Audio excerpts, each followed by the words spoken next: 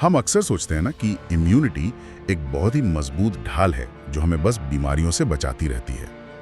बिल्कुल, लोग अक्सर यही मानते हैं। हाँ, लेकिन क्या हो अगर मैं कहूँ कि ये ढाल सबसे ज्यादा तब कमजोर होती है जब इंसान बस आराम से सोफे पे बैठ के टीवी देख रहा होता। ओहो, ये तो काफी दिलचस्प बात है ना?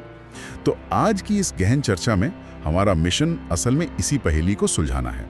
हमारे पास आज एक बहुत ही शानदार सोर्स है, day 13 how to boost immunity .pdf नाम का एक डॉक्यूमेंट, और ये ना बहुत ही सटीक तरीके से उन बुनियादी आदतों की बात करता है जो हमारी इम्यूनिटी को आकार देती हैं। हाँ, और मेडिकल भाषा की वो जो जटिलता होती है ना, उससे दूर हटकर। बिल्कुल, मतलब आज हम सिर्फ ये नहीं जानेंगे कि क्या करना है, बल्कि हम ये समझेंगे कि ये सब चीज़ें अंदर काम कैसे करती हैं। तो ठीक है, चलिए इसे विस्तार से समझते हैं। सबसे पहले तो इम्यूनिटी कोई दीवार नहीं है, तो एक बुनियादी स्तर पर यह सिस्टम असल में काम कैसे करता है? मैं बताती हूँ। देखिए, इम्यूनिटी कोई एक अंग या कोई फिजिकल रुकावट नहीं है। मतलब ये असल में कोशिकाओं, प्रोटीन्स और अंगों का एक बेहद जटिल और मैं कहूँगी बहुत ही बुद्धिमान नेटवर्क है। बुद्धिमान नेटवर्क मतलब वो खुद फैसले लेता है? एक तरह से हाँ। अगर हम इस सोर्स डॉक्यूमेंट की बात करें तो वो इसे एक डिफेंस सिस्टम कहता है जो वायरस और बैक्टीरिया से लड़ता है। लेकिन अगर हम इसे थोड़ा और गहराई से समझें तो ये एक सर्विलेंस सिस्टम की तरह ज्यादा है। अच्छा, जैसे सीसीटीवी कैमरा लगे हों शरीर में? बिल्कुल, ये हर सेकंड शरीर के अंदर गश्त कर रहा है। मतलब ये पहचानने की कोशिश कर रहा है कि क्या अपना है और क्या बाहरी है। और जब ये सिस्टम मजबूत होता है ना, तो ये हर दिन सैकड़ों छोटे छोटे खतरों को चुपचाप खत्म कर देता है, बिना हमें पता चले। हाँ, बिना कोई लक्षण पैदा किए। आपको पता भी नहीं चलता और वो बैकग्राउंड में अपना काम कर चुका होता है। अरे वाह, तो मतलब ये लगातार बैकग्राउंड में चलने वाला एक इंटेलिजेंट नेटवर्क है। अब जब हम ये समझ गए हैं कि शरीर 24 घंटे एक एक्टिव सुरक्षा प्रणाली चला रहा है, हाँ, तो मेरे दिमाग में एक सवाल आता है। क्या? इस पूरी व्यवस्था को चलाने के लिए जो कच्चा माल चाहिए, मतलब रॉ मटेरियल, वो कहाँ से आता है? क्योंकि सोर्स स्पष्ट रूप से कहता है कि इम्यूनिटी पूरी तरह से हमारे खान पान पर निर्भर करती है, जैसे फल, सब्जियां, दाल, दूध, सूखे मेवे। हाँ, एकदम सही। लेकिन मतलब सच कहूं तो ये बात तो हर कोई जानता है यार कि फल और सब्जियां खानी चाहिए। इसके पीछे का जो वास्तविक जीव विज्ञान है, यानी सेलुलर लेवल पर असल में हो क्या रहा है? यहीं पर विज्ञान सबसे ज्यादा दिलचस्प हो जाता है। जब सोर्स इन प्राकृतिक चीजों को खाने की बात करता है ना, तो वो सिर्फ पेट भरने की बात नहीं कर रहा है। तो फिर किसकी बात हो रही है? ये जो खाना है, ये हमारे गट माइक्रोबायोम का मुख्य भोजन है। गट माइक्रोबायोम मतलब वो जो आंतों में गुड बैक्टीरिया होते हैं? बिल्कुल, हमारी आंतों में खरबों अच्छे बैक्टीरिया होते हैं। और आपको जानकर हैरानी होगी कि हमारे शरीर की लगभग 70 से 80% प्रतिरक्षा कोशिकाएं हमारी आंतों के आसपास ही मौजूद होती हैं। वेट, सच में 80% तक? हाँ, तो जब कोई इंसान फाइबर से भरपूर फल या सब्जियां खाता है, तो ये जो गट बैक्टीरिया हैं, ये उस खाने को तोड़कर शॉर्ट चेन फैटी एसिड बनाते हैं। अच्छा, और ये एसिड्स क्या करते हैं? ये एसिड सीधे तौर पर हमारी जो इम्यूनिटी वाली कोशिकाएं हैं, उनको सिग्नल देते हैं कि कब शांत रहना है और कब हमला करना है। इसके अलावा ना, इन खाने पीने की चीजों में माइक्रोन्यूट्रिएंट्स भी होते हैं, जैसे जिंक या विटामिन सी वगैरह। हाँ, एकदम। और ये सब नई वाइट ब्लड सेल्स यानी श्वेत रक्त कोशिकाओं को बनाने के लिए बुनियादी बिल्डिंग ब्लॉक्स का काम करते हैं। तो मतलब अगर हम इस एनालॉजी से समझें तो खाना केवल फ्यूल या ऊर्जा नहीं है, ये सीधे तौर पर उन सैनिकों का निर्माण कर रहा है जो हमारी रक्षा करते हैं। बिल्कुल, आप ऐसा कह सकते हैं। लेकिन देखिए, सिर्फ अच्छी सामग्री होना तो काफी नहीं है ना। इस दस्तावेज में एक और चीज पर बहुत जोर दिया गया है, और वो है पानी। पानी बहुत जरूरी है। हाँ, क्योंकि सोर्स कहता है कि ज्यादा पानी पीने से शरीर साफ रहता है और सारे जहरीले तत्व या जिसे हम टॉक्सिन्स कहते हैं, वो बाहर निकल जाते हैं। अब लोग अक्सर टॉक्सिन्स शब्द का इस्तेमाल बहुत ही कैजुअली करते हैं। हाँ, हर कोई बस डिटॉक्स की बात करता है। वही तो जीव विज्ञान की भाषा में शरीर के अंदर पानी का ये जो सफाई अभियान है, ये असल में काम कैसे करता है?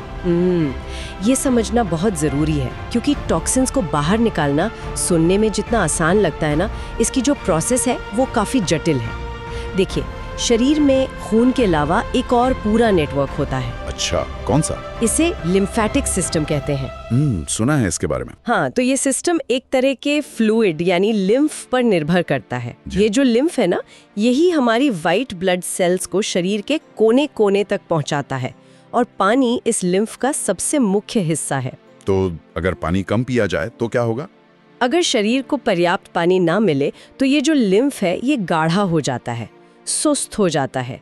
इसका सीधा मतलब ये है कि हमारी जो इम्यूनिटी वाली कोशिकाएं हैं वो संक्रमण वाली जगह तक समय पर पहुंच ही नहीं पाएंगी। ओहो, मतलब सेना तो है पर गाड़ियां खराब हैं। बिल्कुल, और हमारा जो प्राकृतिक मेटाबॉलिज्म है उसके दौरान जो कचरा या मृत कोशिकाएं बनती हैं, जिसे सोल्स असल में टॉक्सिन्स कह रहा है, वो सब वहीं जमा होने लगता है।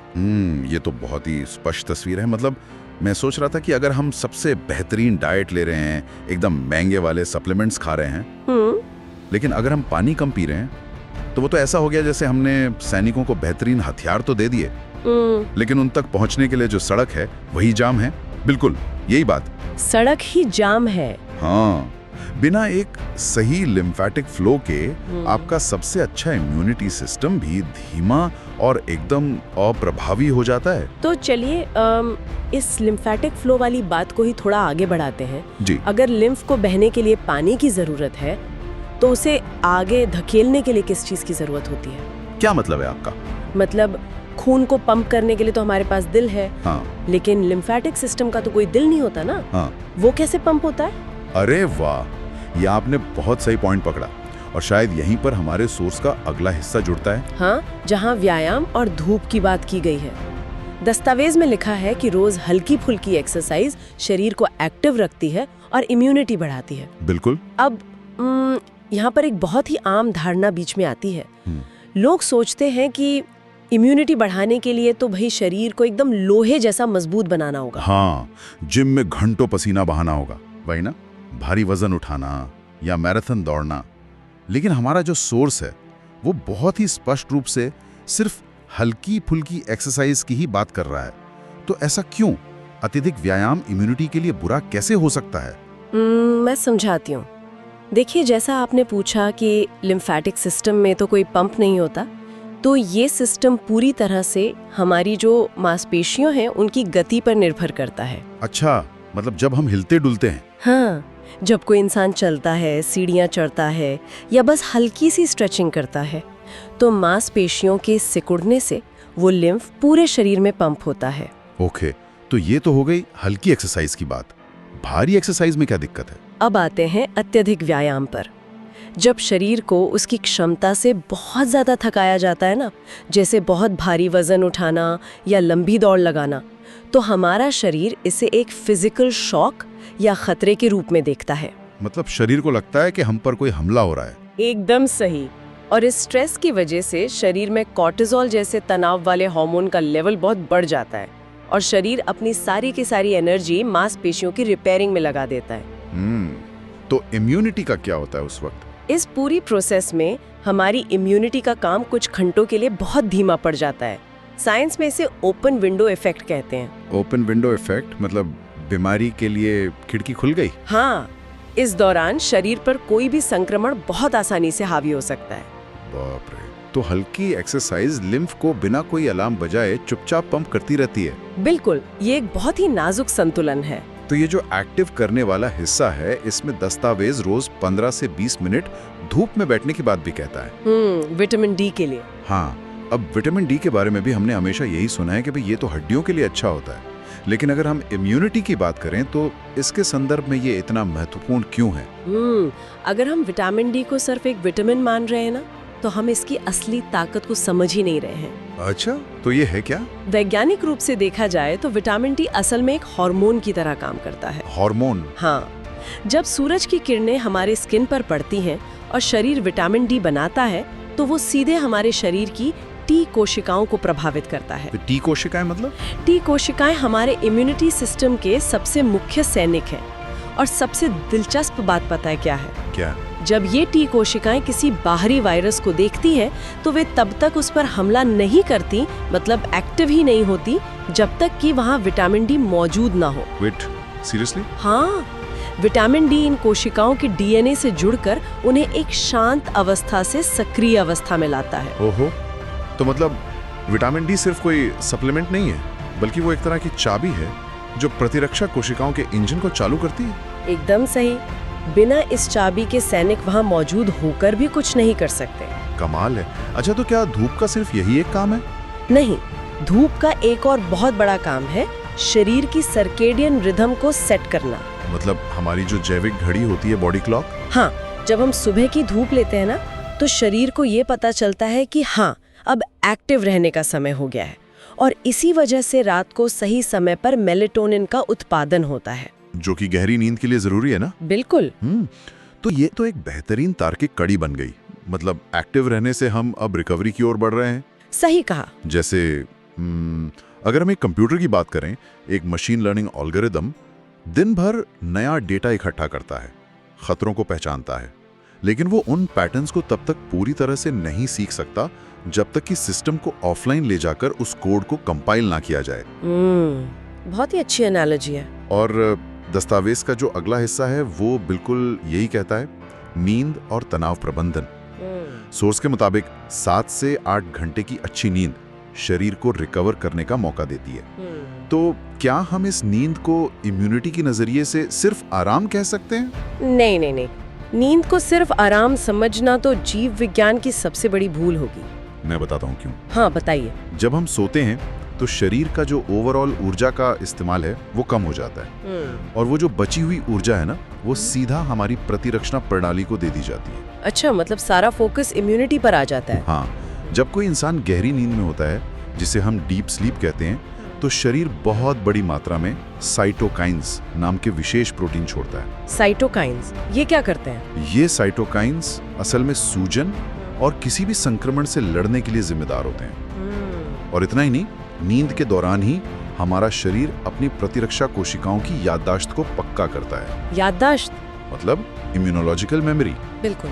मतलब दिन भर में जिन भी वायरसों या बैक्टीरिया से शरीर का सामना हुआ है, उनकी पूरी पहचान को सिस्टम में सेव किया जाता है, ताकि अगली बार उन पर ज्यादा तेजी से हमला किया जा सके। एकदम से। तो मतलब नींद सिर्फ आराम नहीं है, ये तो सिस्टम का सॉफ्टवेयर अपडेट है। बहुत सही कहा आपने। लेकिन देखिए, दस्तावेज ना एक और अदृश्य दुश्मन की चेतावनी भी देता है, और वो है तनाव, यानी स्ट्रेस। ये कहता है कि ज्यादा तनाव इम्यूनिटी को कमजोर करता है, और इससे बचने के लिए मेडिटेशन और रिलैक्सेशन जरूरी है।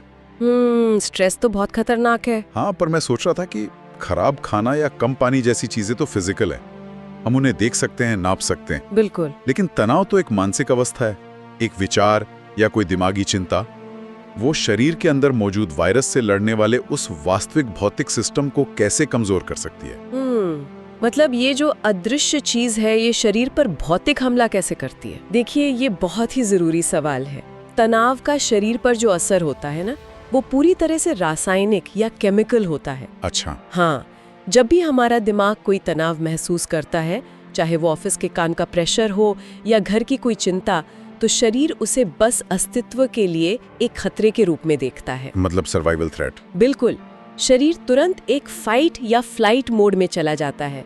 और याद है, हमने एक हार्मोन की बात की थी, कोर्टिसोल, जिसका जिक्र हमने अत्यधिक व्यायाम वाले हिस्से में किया था। ठीक भाई। स्ट्रेस होने पर शरीर बहुत सारा कोर्टिसोल हार्मोन छोड़ता है। तो इससे नुकसान क्या है? देखिए, अगर सामने कोई तात्कालिक खतरा है, मान लीजिए कोई शेर आ गया, तो भागने के लिए कोर्टिसोल जरूरी है। सही बात है। लेकिन जब कोई इंसान लगातार हफ्तों महीनों तक तनाव में रहता है, तो ये कोर्टिसोल का लेवल हमेशा बढ़ा ही रहता है, और यहीं पर इम्यूनिटी से इसका सीधा टकराव होता है। कैसे? जुकाम के वायरस से लड़ना अभी हमारी प्राथमिकता नहीं है। ओहो, तो इस तरह से क्रॉनिक तनाव हमारी कोशिकाओं की ताकत को सचमुच कुंद कर देता है। एकदम।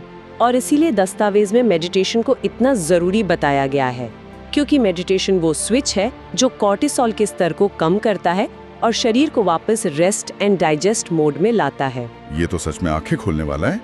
मतलब हमारा दिमाग जो भी महसूस करता है, हमारी कोशिकाएं असल में उसकी भौतिक कीमत चुकाती हैं। बिल्कुल। तो खैर, अब तक हमने ये समझा है कि खानपान, पानी, एक्सरसाइज, धूप, नींद और तनाव मुक्ति ये हमारी इम्यूनिटी के बुनियादी स्तंभ हैं। लेकिन जो हमारा आखिरी खंड है वो रुकावटों और 7 दिन के बदलाव के बारे में है। दस्तावेज इम्यूनिटी के 3 सबसे बड़े दुश्मनों का नाम लेता है, जंक फूड का ज़्यादा सेवन, कम नींद और बहुत ज़्यादा तनाव। हाँ, और अगर आप इन्हें जोड़कर देखें तो जंक फूड शरीर में कृत्रिम सूजन यानी इन्फ्लेमेशन पैदा करता है।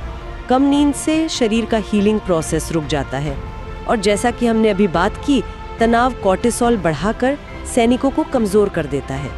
ये तीनों अगर मिल जाए ना तो पूरी व्यवस्था ढह सकती है। बाप रे। लेकिन सबसे दिलचस्प बात जो इस दस्तावेज के आखिर में आती है वो है एक 7 दिन का चैलेंज। हाँ, 7 डे चैलेंज। सोर्स कहता है कि आज से ही इन अच्छी आदतों को अपनाकर 7 दिन तक फॉलो करें तो शरीर पहले से ज्यादा मजबूत महसूस होगा।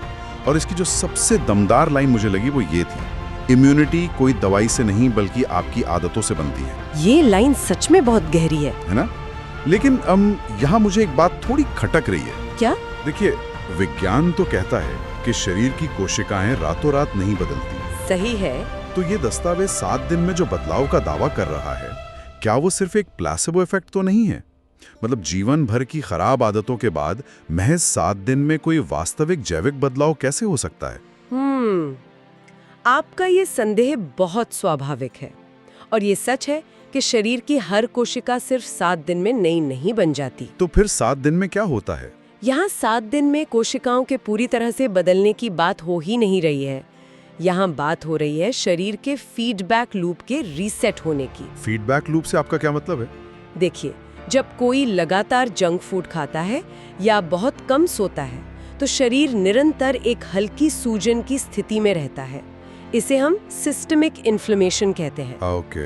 हमारी प्रतिरक्षा प्रणाली लगातार इन झूठे अलार्म से लड़ती रहती है जो प्रोसेस्ड फूड और स्ट्रेस के कारण बज रहे होते हैं। मतलब सैनिक बिना बात के लड़ रहे हैं। हाँ। ये एनर्जी वेस्ट हो रही है। अब जब कोई व्यक्ति सिर्फ 7 दिन के लिए इन बुरी आदतों को छोड़ता है और सही फल, पानी और नींद जैसी चीजें देता है तो क्या होता है? तो वो झूठे अलार्म बजना बंद हो जाते हैं और जो इन्फ्लेमेशन मार्कर्स हैं वो तेजी से नीचे आते हैं। ओहो। और ऐसा होते ही प्रतिरक्षा प्रणाली की जो ऊर्जा फालतू में बर्बाद हो रही थी वो एकदम आजाद हो जाती है।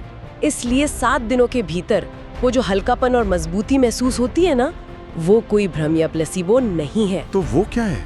वो असल में शरीर की उसी ऊर्जा का एहसास है जो अब अपने सही काम के लिए वापस उपलब्ध है। अरे वाह! तो मतलब ये पूरा का पूरा नया सिस्टम बनाने के बारे में नहीं है, ये तो बस पुराने सिस्टम पर जो फालतू का बोझ पड़ा था उसे हटाने के बारे में। एकदम सही पकड़ा आपने। और शरीर सच में इतनी तेजी से प्रतिक्रिया देता है? ये तो कमाल की बात है कि दवाइयाँ तो तब काम आती हैं जब बीमारी घर के अंदर घुस चुकी हो। लेकिन ये जो हमारी छोटी छोटी आदतें हैं, ये उस बीमारी को दरवाजे पर ही रोक देती हैं। बिल्कुल, प्रिवेंशन इज ऑलवेज बेटर। तो चलिए, जो भी हमने आज इस दस्तावेज से समझा है उसे एक बार जल्दी से समेट लेते हैं। हाँ, बिल्कुल। तो हमने देखा कि इम्यूनिटी कोई रहस्यमयी जादू नहीं है। ये 6 बुनियादी स्तंभों पर टिकी एक बहुत ही वैज्ञानिक प्रक्रिया है। पहला हो गया हमारा गट माइक्रोबायोम और कोशिकाओं को पोषण देने वाला खान पान। सही। दूसरा पर्याप्त पानी जो हमारे लिम्फेटिक सिस्टम को जाम होने से बचाए। बिल्कुल। तीसरा हल्की एक्सरसाइज जो बिना कॉर्टिसोल बढ़ाए उस लिम्फ को अच्छे से पंप करे। हाँ। चौथा है रोजाना धूप लेना जो विटामिन डी के जरिए प्रतिरक्षा कोशिकाओं को एक तरह से जगाए, सक्रिय करे। एकदम सही। पांचवा अच्छी नींद जो सिस्टम को अपडेट करे और साइटोकाइन्स बनाए। और छठा और आखिरी तनाव से मुक्ति जो उस फाइट या फ्लाइट मोड को बंद रखे। बहुत ही बढ़िया समरी है ये, है ना? और इस पूरी गहन चर्चा का सुनने वालों के लिए जो सबसे बड़ा महत्व है वो शायद यही है कि ये जो 6 स्तंभ हैं ये पूरी तरह से हमारे रोजमर्रा के नियंत्रण में हैं। हाँ, बिल्कुल हमारे हाथ में है। इसके लिए किसी बहुत महंगे इलाज या किसी चमत्कार की तो जरूरत नहीं है। मैं तो कहूँगी कि स्वस्थ रहना और बीमारियों से बचना कोई ऐसी चीज है ही नहीं जिसे आप बाजार से जाकर खरीद सकें। सही बात है। ये बस उन छोटे छोटे विकल्पों का परिणाम है जो हम और आप हर दिन चुनते हैं। एकदम सही कहा आपने। और इसी विचार के साथ इस चर्चा को खत्म करने से पहले मैं बस एक ऐसा सवाल छोड़ना चाहता हूं जिस पर सच में गंभीरता से सोचना चाहिए। बताइए। हमने अभी देखा कि इस सोर्स के अनुसार सिर्फ 7 दिनों तक सही आदतों का पालन करने से शरीर के अंदर सूजन कम होती है और प्रतिरक्षा का इतना बड़ा जो अदृश्य तंत्र है वो तेजी से खुद को रीसेट कर सकता है। बिल्कुल। खाते हैं, हम कितना चलते हैं या हम किस बात पर कितना स्ट्रेस लेते हैं, ये फैसले शरीर के अन्य किन अदृश्य हिस्सों को हर पल आकार दे रहे होंगे। ओहो, बहुत गहरा सवाल है ना? मतलब दिल की धड़कन का पैटर्न हो, दिमाग के न्यूरॉन्स की बनावट हो या उम्र बढ़ने की गति हो, हर एक चीज इन फैसलों से जुड़ी है। सच तो ये है कि हमारी हर एक आदत हमारी बायोलॉजी के लिए एक सीधा मैसेज है। एक संदेश है। हमारे शरीर के सेलुलर लेवल पर कोई भी क्रिया बिना परिणाम के नहीं होती। तो जो सवाल मैं छोड़ना चाहता हूँ वो ये, आज इसी पल आप अपने शरीर के उस अद्भुत और जटिल नेटवर्क को क्या संदेश दे रहे हैं, निर्माण का या विनाश का? इस पर तो सच में विचार करना चाहिए। बिल्कुल, इस पर विचार कीजिएगा। आज हमारे साथ जुड़ने के लिए